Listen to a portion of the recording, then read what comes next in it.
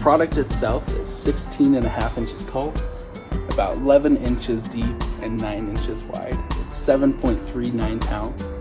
So it's light, but it's not too light that it's going to get blown away by the wind. It's made out of aluminum, has a really nice finish on it, so it's not going to scratch. It's rust resistant, water resistant, really good for all kind of weather. The light comes through really well. We have some tinted yellow kind of panes of glass on the outside surrounding the light, which just give it a really pleasant view.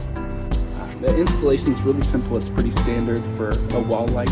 I just have kind of a circle with two main screws that attach to this back plate here, which is really tall, so it creates a really nice finish and flush against the wall.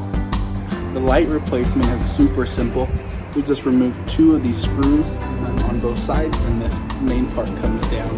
Replace the light and just put it back up.